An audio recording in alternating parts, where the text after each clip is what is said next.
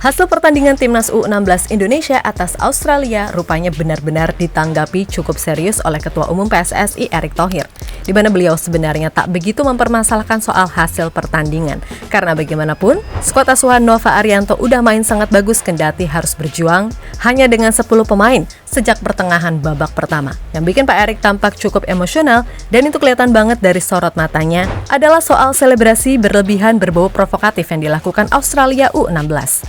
Sesuatu yang kayaknya akan berimbas ke timnas senior yang akan main melawan Australia juga di round 3 kualifikasi Piala Dunia 2026 zona Asia. Dan kemungkinan besar Pak Erick akan melakukan apapun agar timnas senior ini bisa benar-benar membuat malu Australia, nggak peduli kandang atau tandang. Sesuatu yang kemudian cukup membuat media Australia khawatir karena bagaimanapun mereka juga tahu kalau PSSI akan terus mengupayakan mendatangkan pemain diaspora dari Eropa untuk memperkuat timnas Indonesia. Selain itu, mereka juga berpikir kalau di bulan Oktober nanti, tim U16 yang kembali akan bermain di ajang kualifikasi Piala Asia akan membuat suatu gebrakan yang tak terduga-duga.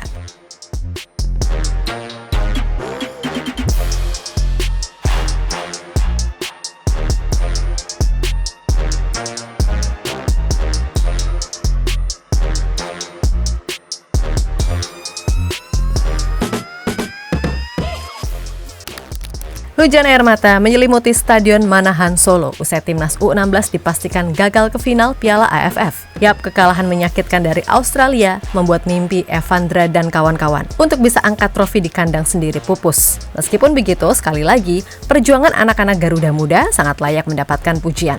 Karena dengan 10 pemain pun, mereka masih berani bermain menyerang meskipun resikonya adalah kebobolan banyak gol. Sesuatu yang kemudian membuat banyak pihak memberikan apresiasi. Karena bagaimanapun timnas U16 mampu menunjukkan mentalitas baja dan gak gampang menyerah. Walau hasil akhirnya cukup mengecewakan.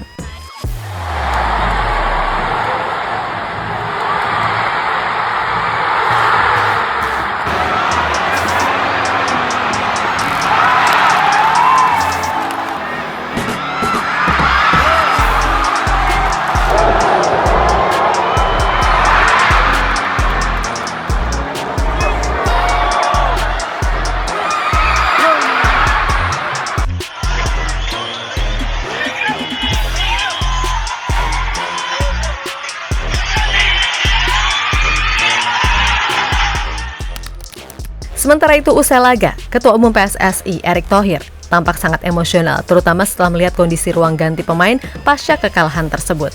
Dan seperti biasa, beliau memberikan motivasi agar timnas U16 bisa bangkit serta nggak larut terlalu jauh dalam kesedihan. Namun saat wawancara, kelihatan jelas Pak Erick tampak emosional, terutama saat membahas soal selebrasi kontroversi berbau provokatif yang dilakukan punggawa Australia. Yang mana rasanya itu dianggap agak kurang etis dilakukan. Apalagi ini adalah ajang bagi kelompok umur yang seharusnya sekalian berlatih untuk respect satu sama lain. Nah, atas dasar itulah Pak Erick benar-benar bertekad menyampaikan kepada para pemain timnas U16 untuk bisa membalas semua ini di bulan Oktober. Buktikan semuanya di kualifikasi Piala Asia. Tunjukkan jika timnas U16 udah benar-benar berkembang dan menurutnya itu adalah cara balas dendam terbaik. Kemudian beliau juga turut menyinggung soal timnas senior yang juga satu grup dengan Australia di round 3 kualifikasi Piala Dunia 2026 zona Asia. Di mana Pak Erick dengan penuh emosional beneran bertekad ingin sekali menghancurkan Australia. Gak peduli apapun caranya, baik kandang maupun tandang. Dan ia juga mengatakan kalau mungkin semua hal yang terjadi ini adalah bagian dari pembalasan karena timnas U23 Australia kalah dari Indonesia di Piala Asia U23 beberapa waktu yang lalu. Ya, tetapi kenapa mereka juga selebrasi berlebihan Australia sama kita? Karena mereka U23-nya kalah sama kita. Karena kalah, jadi malu. Nah sekarang dia ini, tadi saya bilang sama pemain, tidak ada yang nundukin kepala. Tidak ada yang nangis. Nanti Oktober kita ketemu Australia, kita sikat mereka, ya. Kita siapin manajer, kita siapin, oke? Yuk, kita bangsa besar, kita nggak perlu takut sama mereka.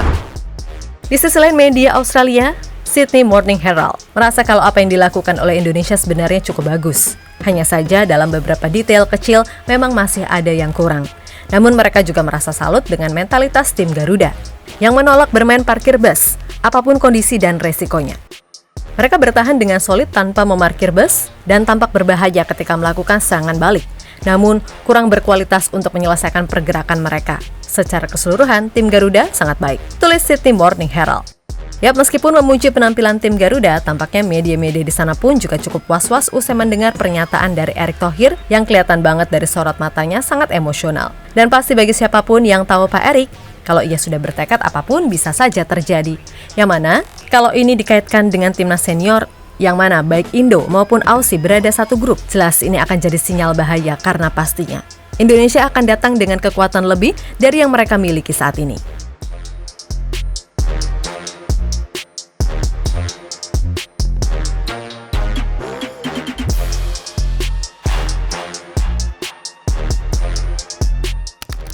Ya, merujuk dari yang sudah-sudah, tentu saja segala yang terjadi akan berkaitan dengan penambahan pemain diaspora yang dilakukan oleh PSSI. Dan itu beneran bisa jadi sinyal bahaya, karena sekarang target PSSI adalah bisa mendatangkan pemain berlabel grade A di Asia.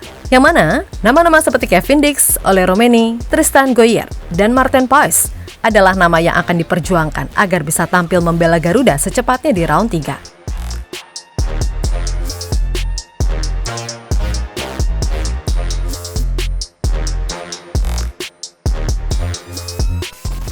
Di sisi lain, pelatih timnas Australia, Graham Arnold pun juga menilai laga melawan Indonesia akan jadi laga yang tak kalah sulit, seperti saat melawan Jepang ataupun Arab Saudi, di mana ia beranggapan kalau pasca Piala Asia timnas Indonesia benar-benar mengalami peningkatan level secara berkala.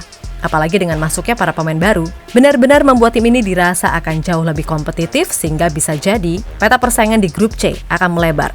Karena dengan komposisi skuad mayoritas Eropa, plus ketika main di kandang Indonesia emang dikenal ngeri suporternya. Membuat tim Garuda secara umum, sekali lagi, bisa jadi ancaman nyata yang bukan tak mungkin akan membuat kejutan besar di grup C.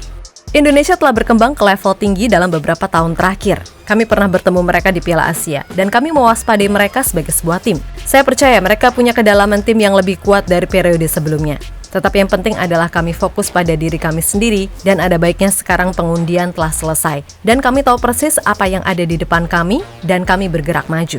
Ucap Arnold dilansir dari laman AFC.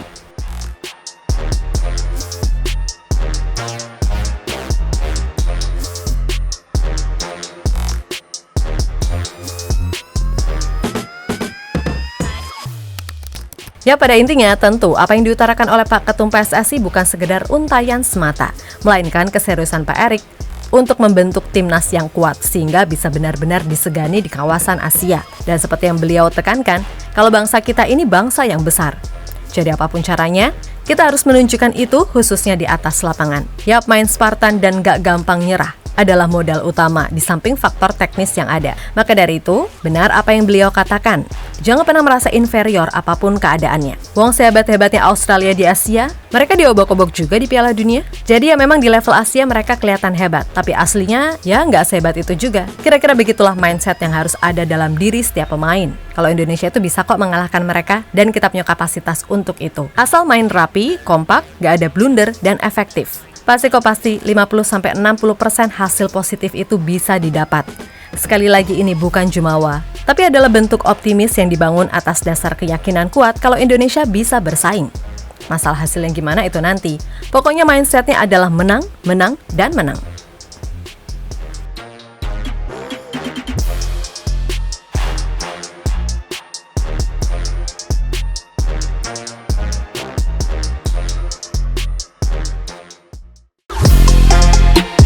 Halo, izin iklan sebentar ya guys. Jadikan ruangmu bernuansa timnas. Temukan beragam poster dinding, sepak bola dan timnas dengan desain menawan, kualitas premium dan harga yang tidak akan menguras kantong. Segera klik link Shopee di deskripsi video ini dan dukung timnas dengan sepenuh hati. Mulai dari dinding rumahmu.